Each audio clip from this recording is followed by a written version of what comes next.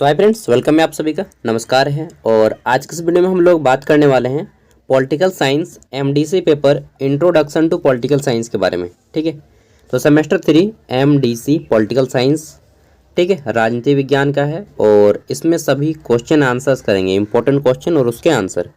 ठीक है, और टॉपिक का नाम क्या है? इंट्रोडक्शन टू पॉलिटिकल साइंस, यानी कि राजनीतिक विज्ञान का परिचय।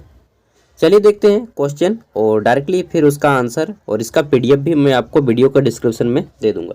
तो जिनका भी एग्जाम है सबको ध्यान से देखिएगा, क्वेश्चन रिलेटिव रहेंगे, आपके एग्जाम से टच करेंगे। ठीक है, तो पहला हमारा क्वेश्चन है, राजनीति विज्ञान क्या है? अरे यार, चीटी अचानक से काट दिया ना। तो क्वेश्चन क्या है कि राजनीतिक विज्ञान क्या है, इसके प्रकृति एवं क्षेत्र का वर्णन करें। तो सब कोई जानते हैं राजनीतिक विज्ञान। सबसे पहले ये जान लीजिए कि राजनीतिक विज्ञान का पिता किन्हें कहा जाता है, फादर ऑफ पॉलिटिकल साइंस किन्हें कहा जाता है? अरस्तु को, एरिस्टोटल को राजनीतिक विज्ञान का पिता कहा जाता है। ठीक है, अब राजनीति दो शब्दों से मिलकर बना है। ठीक है, राज और नीति। राज मतलब जानते ही हैं, राजाओं द्वारा शासन किया जाता था, और नीति मतलब नियम कानून। ठीक है, यानी कि राज मतलब शासन और नीति मतलब उचित समय पर उचित स्थान पर सही काम करने के लिए लिया गया जो नियम है उसी को हम लोग नीति बोलते हैं। अर्थात नीति विशेष के द्वारा शासन करना या विशेष उद्देश्य को प्राप्त करना राजनीति कहलाती है। ठीक है, मतलब पहले के ज़माने में राजाओं द्वारा जो नियम कानून तैयार किया जाता था उसी को राजनीति कहा जाता था, परंतु वर्तमान समय में परिभाषा बदल गई है। ठीक है, अभी हमारा लोकतंत्र चल रहा है।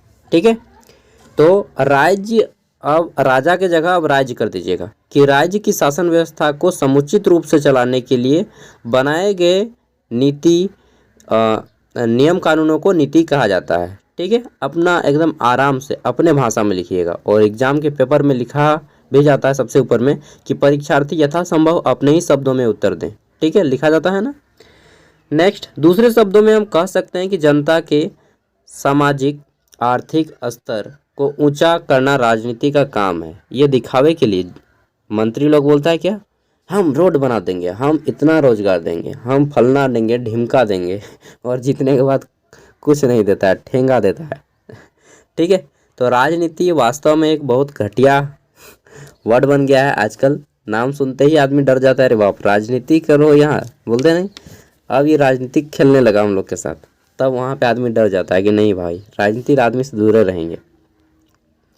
चलिए, यहीं पे क्वेश्चन आता है लोकतंत्र। ठीक है, तो लोकतंत्र अभी हम लोग जानेंगे लोकतंत्र क्या है। दूसरा है, जैसे हम लोग पढ़ें राजनीति, तो अब बता हमारा राज्य क्या है और राज्य की विशेषता क्या है। ठीक है, what are a state and what are the characteristics of a state. State क्या होता है, राज्य क्या होता है। ठीक है, जैसे भारत में 29 राज्य हैं और केंद्र शासित प्रदेश कितने हैं मालूम है? नहीं, 29 राज्य। चलिए आप लोग बताइएगा बिना गूगल देखे कितना केंद्र शासित प्रदेश है। तो देखिए, राज्य क्या है, तो राज्य एक स्वायत्त, ठीक है, स्वायत्त मतलब स्वयं के वित्त से, प्लस सेंट्रल गवर्नमेंट भी मदद करती है। ठीक है, स्वायत्त राजनीतिक इकाई है। इस इकाई में आमतौर पर अपने क्षेत्र के भीतर कई अलग अलग समूह यानी कि ग्रुप में शामिल होते हैं, जिस पर राज्य केंद्रीकृत शक्ति रखता है। ठीक है, किसी देश या राजनीतिक इकाई को राज्य माना जाता है या माने जाने के लिए उसे संप्रभु होना चाहिए। ठीक है, जिसका अर्थ है कि वह स्वशासित हो, यानी कि अपने द्वारा शासन किया जाता हो और सर्वोच्च शक्ति रखता हो। कई प्रकार के राज्य हैं। ठीक है, मैं ज़्यादा एक्सप्लेन नहीं करूँगा, छोटा छोटा। चलिए, ये तो हो गया किताबी रूप से, और मैं बता देता हूँ राज्य बनने के लिए कुछ पैरामीटर्स हैं। जैसे किसी एरिया में एक निश्चित जनसंख्या हो। अब ऐसा नहीं कि कहीं पे 10,000 लोग रहते हैं उसको हम राज्य घोषित कर देंगे, ऐसा नहीं ना होगा। एक निश्चित जनसंख्या होनी चाहिए, उसके पास एक निश्चित ज़मीन होना चाहिए। राज्य बनने के लिए आपके पास कम से कम 2 गो जिले होना चाहिए। ठीक है, ऐसा बोलते हैं ना, कम से कम 2 गो जिला, जैसे कि गोवा में 2 गो जिला है। ठीक है, तो गोवा भी भारत का सबसे छोटा राज्य है। झारखंड अलग हो गया बिहार से 2000 में।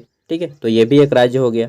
तो राज्य बनने के लिए एक ज़मीन होना चाहिए आपके पास, एक आपके पास जनसंख्या होना चाहिए। ठीक है, ऐसा कुछ पैरामीटर होता है भाषा होनी चाहिए, ऐसा नहीं कि कोई भी भाषा ही नहीं है।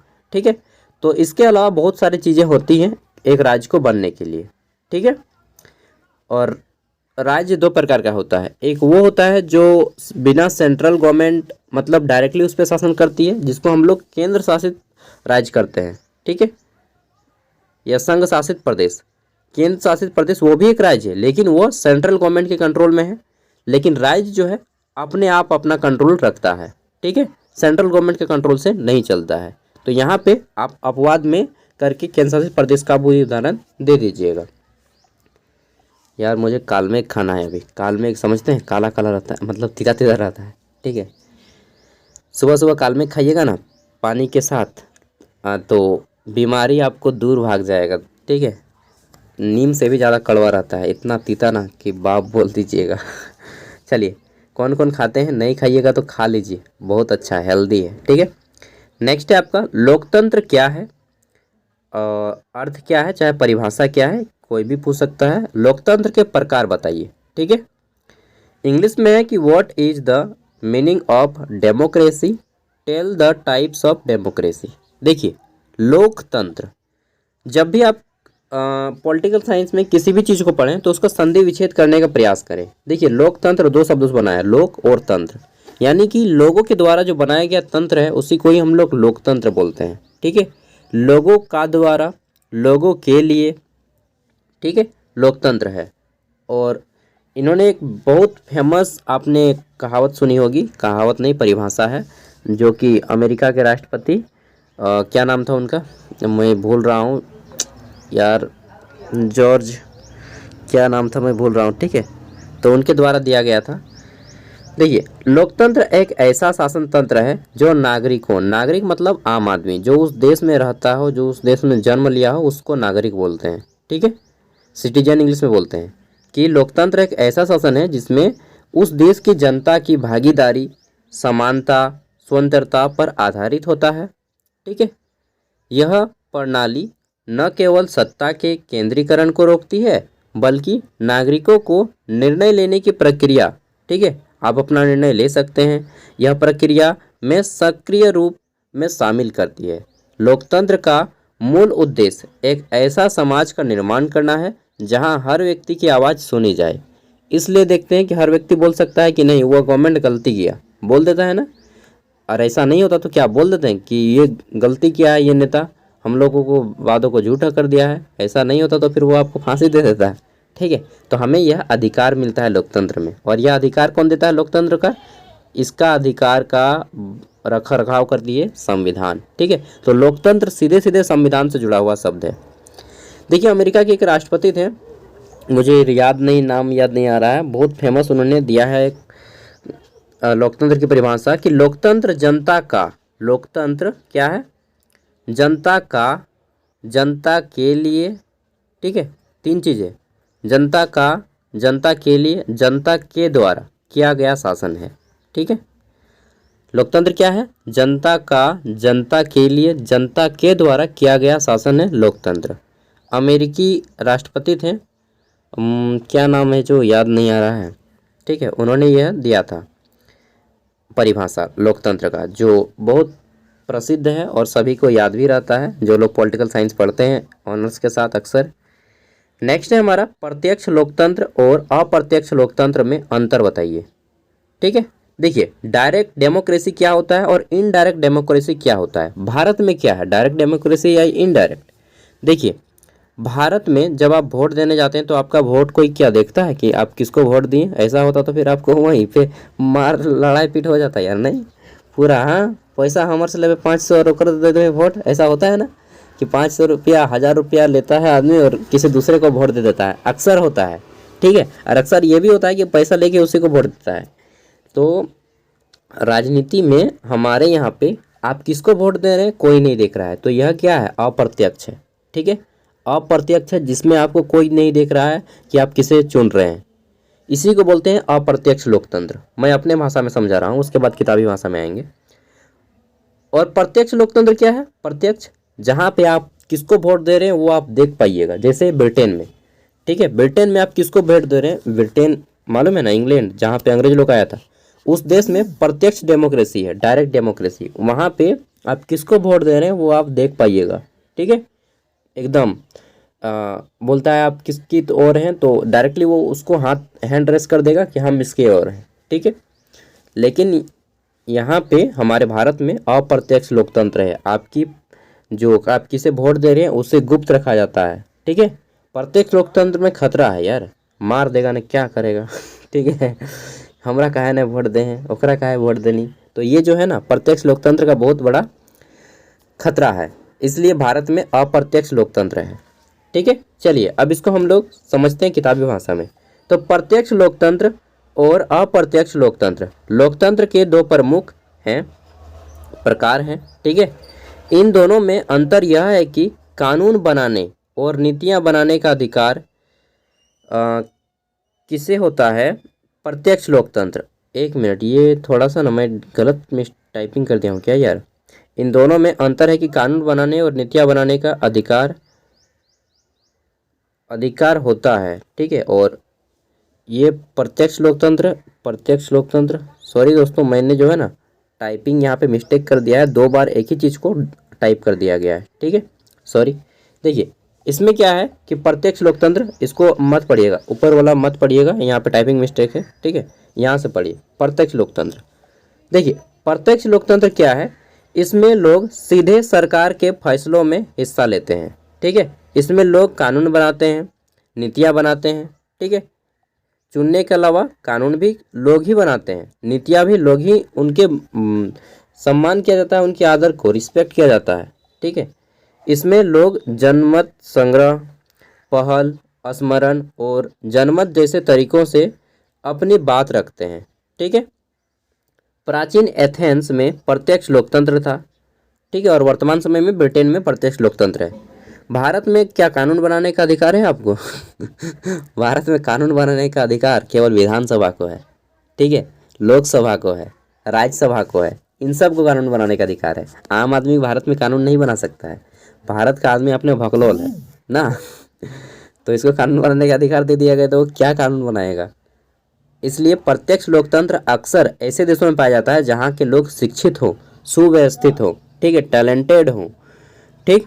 भारत जैसा खुरापाती वाला दिमाग का आदमी नहीं हो। भारत का आदमी बहुत खुरापाती होता है, जलनशील बहुत है, जेलसी बहुत है, ठीक है। यहाँ पे अपने अपने लड़ मरता है तो देश का तरक्की क्या चाहेगा यार। इसलिए प्रत्यक्ष लोकतंत्र अक्सर वहाँ पे चलता है जहाँ पे सुशिक्षित लोग रहते हैं। जैसे भारत में केरल, वह सुशिक्षित है, वहाँ पे प्रत्यक्ष लोकतंत्र चल सकता है, लेकिन वहाँ पर भी अप्रत्यक्ष है, पूरे के पूरे भारत में अप्रत्यक्ष है, ठीक है।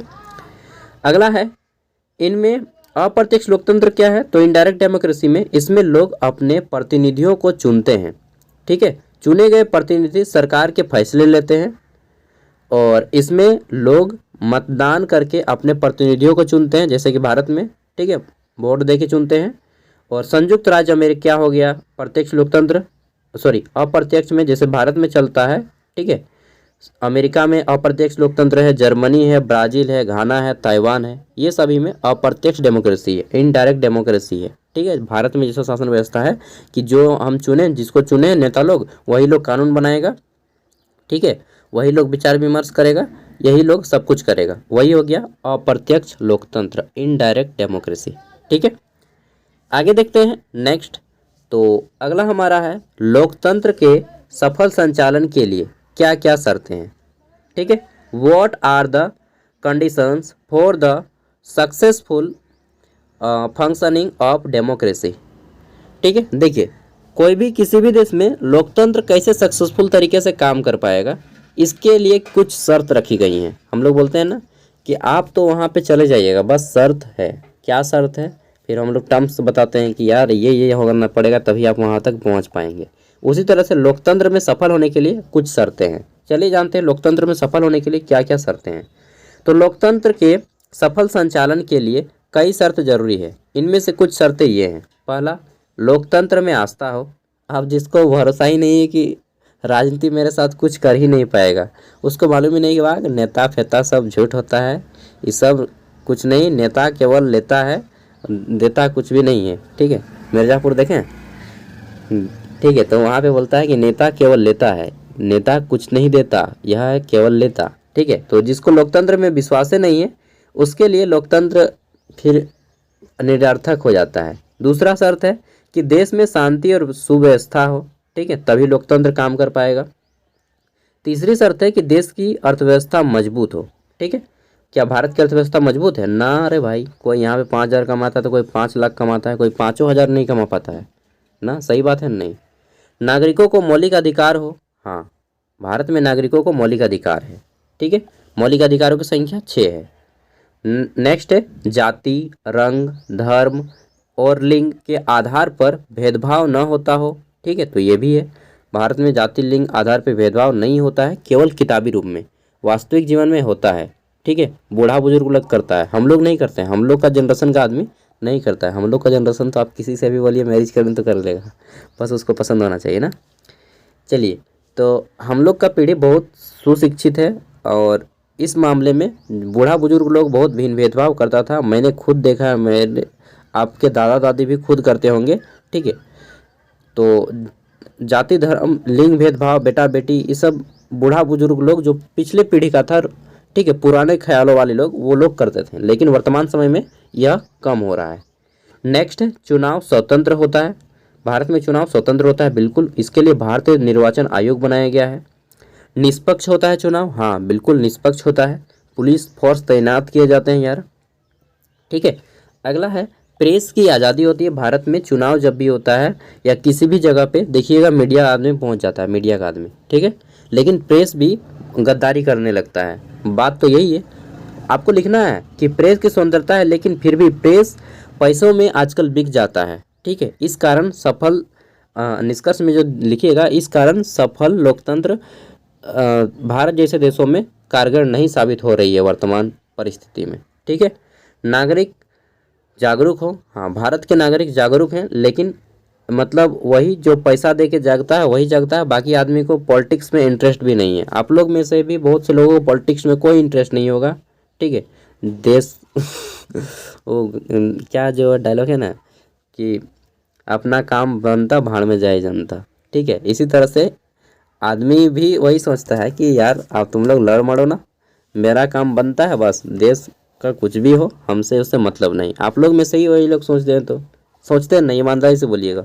आप लोग में से भी बहुत से लोग सोचते हैं, और जो लोग नहीं सोचते हैं वो लोग एक सच्चे नागरिक हैं। चलो भाई, और नहीं सोचते तो सोचिए कि हमारा देश कैसे डेवलप करेगा। ठीक है, देश में कानून का शासन हो और कानून की रक्षा के लिए न्यायालय हो, और भी लिख दीजिएगा, बहुत सारी चीज़ें हैं। ठीक है, चलिए, तो ये कुछ शर्तें हैं, यहाँ पे कुछ दी गई हैं, बाकी आपको खुद से लिखना है। ठीक है, मैं केवल हिंट करने के लिए थोड़ा थोड़ा आपको बता देता हूँ। आगे देखते हैं नेक्स्ट। तो अगला हमारा है, बस 6 पेज का पेपर है, मैं ज़्यादा क्वेश्चन नहीं देता हूँ, 8 क्वेश्चन 10 क्वेश्चन, उससे ज़्यादा मैं नहीं रखता हूँ इम्पोर्टेंट में। इतना क्वेश्चन करके जाइए ना, काफ़ी है। स्वतंत्रता और समानता से आप क्या समझते हैं? स्वतंत्रता क्या और समानता क्या है? दो अलग अलग चीज़ें। ठीक है, और देखिए इंग्लिश में है कि what do you understand by liberty and equality. देखिए, स्वतंत्र मतलब स्वयं का तंत्र, स्वतंत्र मतलब स्वयं का तंत्र, संधि विच्छेद कीजिए। समानता मतलब स्वयं को मानता। ठीक है, देखिए संधि विच्छेद कीजिएगा ना तो आपको आसान हो जाएगा उसका अर्थ समझने में, उसके बाद आप लिख सकते हैं।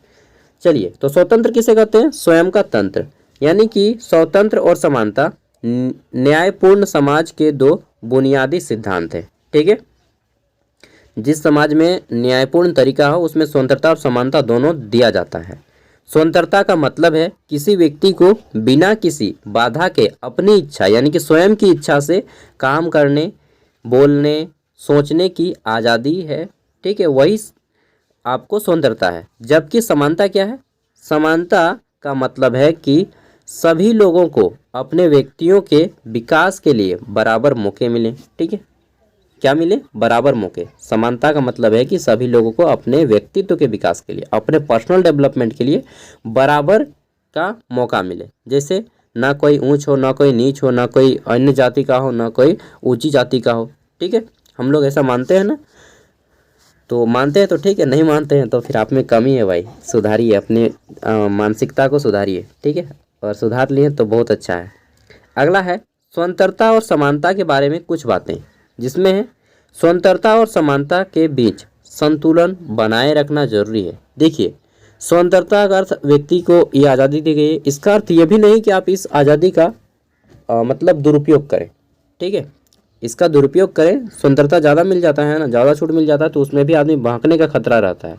इसलिए स्वतंत्रता को उचित प्रयोग करना चाहिए। स्वतंत्रता और समानता के बीच कभी विरोधाभास भी हो सकता है। ठीक है, मतलब कभी कभी ऐसा लग सकता है कि स्वतंत्रता या समानता दोनों एक जैसा है। ठीक है, और कभी कभी ऐसा लग सकता है कि दोनों विपरीत है। अगला है, स्वतंत्रता और समानता के लिए कानूनी और सामाजिक ढांचा जरूरी है। अगर कानूनी और सामाजिक ढांचा नहीं रहेगा, कोर्ट नहीं रहेगा, तो फिर आप लोग अपना हक कैसे लड़िएगा कि आपको स्वतंत्रता नहीं मिल रहा है, आपको बोलने की आज़ादी नहीं मिल रही है। ठीक है, आपको घूमने की आज़ादी नहीं मिल रही है, ये किसे फिर बोलिएगा। इसलिए क्या होना चाहिए, कानून और सामाजिक ढांचा होना चाहिए। ठीक है, इसलिए कोर्ट होना चाहिए, न्यायालय होना चाहिए, तभी आपका स्वतंत्रता और समानता काम कर पाएगा किसी देश में। अगला है, स्वतंत्रता और समानता के लिए सरकार की भूमिका अहम होती है। वो जो सरकार है कोऑपरेट करना चाहिए। ठीक है, सरकार भी आपको स्वतंत्रता और समानता देती हो तभी ना आप स्वतंत्रता और समानता ले पाएंगे। अगला है, स्वतंत्रता और समानता के लिए सामाजिक सामंजस्य, सभी नागरिकों की भलाई जरूरी है। ठीक है, तो ये स्वतंत्रता और समानता के कुछ छोटे छोटे मैंने पॉइंट्स बताए हैं। आगे देख लेते हैं। नेक्स्ट, अधिकार क्या है। अधिकार अधिकार जिससे आप लोग बोलते हैं ना कि मेरा अधिकार है और मैं इसे लेकर रहूँगा। ठीक है, अधिकार जताते हैं। कब अधिकार जताते हैं, चलिए जानते हैं कब अधिकार जताते हैं, अधिकार क्या होता है, अधिकार के कितने प्रकार होते हैं। ठीक है, अधिकार का मतलब है किसी काम को करने की अनुमति या दूसरों से कुछ खास सेवा या व्यवहार पाने का हक। ठीक है, जहाँ पे हम अपना हक जाहिर करते हैं उसी को अधिकार कहते हैं। दरअसल हक का ही जो दूसरा नाम है वही अधिकार है ना। हक हम लोग बोलते हैं ना, यह मेरा हक है, अधिकार है, तो हक और अधिकार दोनों पर्यायवाची हैं। ठीक है, अधिकार सामाजिक जीवन की जरूरत शर्तें हैं, ये व्यक्ति और समाज दोनों के लिए जरूरी है। अधिकार के कई प्रकार होते हैं। ठीक है, अधिकार के कई प्रकार होते हैं। एक मिनट यार, मैंने नहीं लिखा ना, चलिए कोई बात नहीं, मैं बता देता हूँ यहीं पे। देखिए, अधिकार के कई प्रकार हैं, जैसे हमारा सामाजिक अधिकार है। ठीक है, सामाजिक अधिकार। दूसरा क्या है, राजनीतिक अधिकार। राजनीतिक अधिकार भी होना चाहिए, वोट देने का अधिकार राजनीतिक अधिकार है। ठीक है, तो राजनीतिक अधिकार, सामाजिक अधिकार, राजनीतिक अधिकार। आर्थिक अधिकार, जैसे आपको कहीं पे काम करने का। ठीक है, आर्थिक अधिकार, जैसे कहीं भी वैकेंसीज आया तो वहाँ पे भरने का अधिकार है आपको। कहीं पे किसी भी राज्य में जाकर के आप काम कर सकते हैं, ऐसा अधिकार है, आर्थिक अधिकार बोलेंगे। ठीक है, सामाजिक अधिकार, राजनीतिक अधिकार, सांस्कृतिक अधिकार। ठीक है, किसी भी कल्चरल फंक्शंस में आपको अपनी संस्कृति रखने का, प्रस्तुत करने का मौका मिलना चाहिए, इसे हम लोग बोलेंगे सांस्कृतिक अधिकार। ठीक है, इसी तरह से आप लिख दीजिएगा अन्य अधिकार भी, जैसे व्यक्तिगत अधिकार कुछ होते हैं, व्यक्ति को पर्सनल फ्रीडम चाहिए, व्यक्ति को अपनी निजी कुछ चीज़ें होती हैं, प्राइवेट चीज़ें। ठीक है, तो वो गोपनीयता का अधिकार हो गया, बहुत सारी चीज़ें हैं। ठीक है, तो अधिकार इस तरह से आप लोग लिख दीजिएगा। बस 7 क्वेश्चन कर लीजिए आप लोग जिनका भी एग्ज़ाम है। और मैं यकीन के साथ बोलता हूँ कि अगर आपका इंट्रोडक्शन टू पॉलिटिकल साइंस पढ़ना है तो बहुत सारे क्वेश्चन यहाँ से आपके मैच करेंगे। 7 को क्वेश्चन दे रहा हूँ ना, इसमें आपका अच्छा खासा एग्जाम लिख जाएगा। ठीक है, निकल जाएगा। बाकी ऑल द बेस्ट है मेरी ओर से, अच्छे से एग्ज़ाम दीजिए। और जितने भी पेपर हैं सभी को मैं जल्दी वीडियो अपलोड कर दूंगा, और बहुत सारे वीडियो अपलोड भी कर दिए हैं। आप यूट्यूब में ज्ञान सागर के नाम से सर्च मारिएगा तो आपको वीडियो भी मिल जाएगा। ठीक है, उस पेपर का नाम और ज्ञान सागर, जैसे सेक पेपर डिजिटल मार्केटिंग ज्ञान सागर आ जाएगा वीडियो। ठीक है, और हमारा एक दूसरा चैनल है सागर साव के नाम से, जहाँ से मैं आपको वैकेंसी से अपडेट देता हूँ। ठीक है, और बहुत सारी चीज़ें जानकारी देता हूँ, स्पेशली झारखंड से रिलेटेड। ठीक है, thank you, bye, all the best, अच्छे से एग्जाम दीजिए, एक भी क्वेश्चन मत छोड़िएगा। ठीक है, टेक केयर, बाय बाय।